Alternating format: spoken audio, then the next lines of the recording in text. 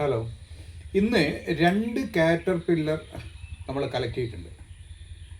Caterpillar എന്ന് പറഞ്ഞാൽ രണ്ട് ഇനങ്ങളുടെ കാറ്റർപില്ലറാണ്. ഒന്ന് നമ്മൾ കളക്ട് ചെയ്തത് ഡെസ്പാനിയ പെർക്കോട്ട എന്നാണ് പറയുക. മറ്റൊന്ന് കോമൺ എമിഗ്രേറ്റ്.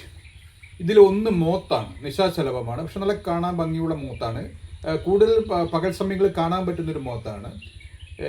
മറ്റൊന്ന് കോമൺ എമിഗ്രൻറ്റ്, കൊന്നമുത്തി എന്നാണ് പറയുക. അതിൻ്റെ ഹോസ്റ്റ് പ്ലാന്റ് കൊന്നയാണ്.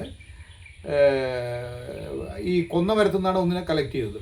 അപ്പോൾ പ്രകൃതിയിൽ നമ്മളത് കളക്ട് ചെയ്യുമ്പോൾ നമ്മൾ ആ മരത്തിൻ്റെ മുകളിലത് കാറ്റർപില്ലർ ഉണ്ടെങ്കിൽ അത് എല്ലാം പുറത്ത് ഫ്ലൈ ആയിട്ട് പുറത്തേക്ക് വരില്ല. കാരണം ബട്ടർഫ്ലൈ ആകുന്നതിന് മുമ്പ് തന്നെ ഉറുമ്പുകളും അല്ലെങ്കിൽ മറ്റ് പക്ഷികൾ അതിനെ ആക്രമിക്കും.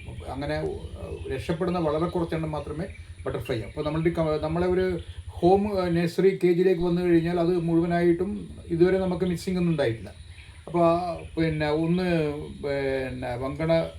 മറ്റൊന്ന് വങ്കണ നീലിയാണ്. അത് ഡൈസ്പാനിയ പെർക്കോട്ട എന്ന് പറയും. അപ്പോൾ അതിൻ്റെ ലാർവേനെ നിങ്ങൾക്ക് കാണിച്ചു തരാം. ഇത് ഇപ്പോൾ ഏകദേശം ആയതാണ്, കാരണം നല്ല സൈസായിട്ടുണ്ട്. ഇനിയിപ്പോൾ ഇതിന് കുറച്ച് ദിവസത്തെ കൂടി ഇതിന് ഭക്ഷണം ആവശ്യമുള്ളൂ. അപ്പോഴേക്കത് പ്യൂപ്പേഷൻ സ്റ്റേജിലേക്ക് പോകും. ഇത് നല്ല ഭംഗിയുള്ളതാണ്, നിങ്ങൾക്ക് കാണാൻ വേണ്ടി പറ്റും. ഇത് നല്ല ഭംഗിയുള്ളതാണ്. ഇതിന് നമുക്കിപ്പോൾ ഈ വങ്കണ നീലി എന്ന് പറയുന്നത് വങ്കണയുടെ ഇലകളെ ഭക്ഷിക്കും.